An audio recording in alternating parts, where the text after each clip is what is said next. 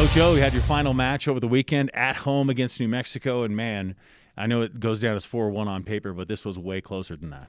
Yeah, it was a really exciting college tennis match, and I was just so proud of how our seniors just really performed for the whole team and the crowd. And I mean, they had one of their best matches of the year, all three of our seniors, and so it's a really fitting way for them to compete in their last opportunity on our home courts.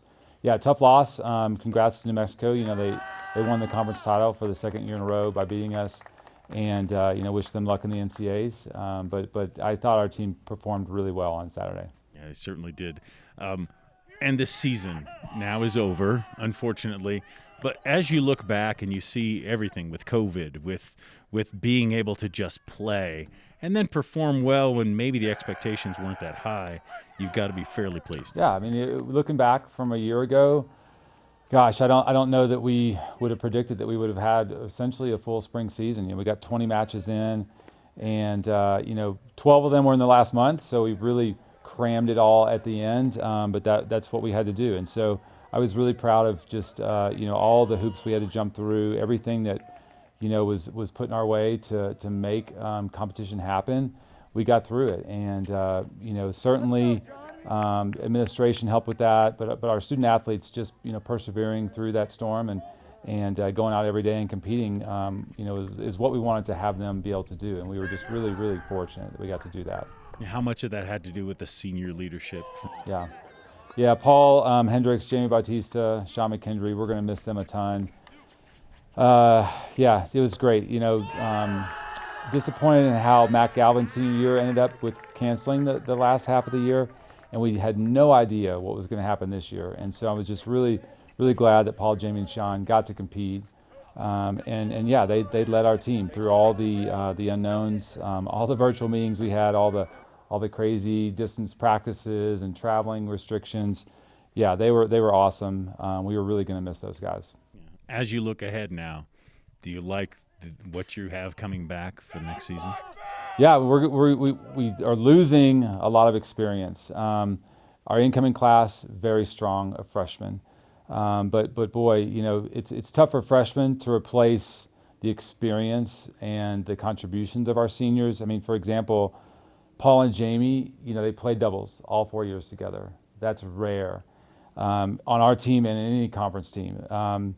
They finished as the winningest Mountain West team in Air Force history. The most number wins in Mountain West matches over their 4 years. That was tremendous. So that's going to be tough to replace. Our doubles this year was phenomenal. We were hands down the best doubles combos in the conference. We finished, with 6 wins out of 7 in doubles. So that's essential to winning.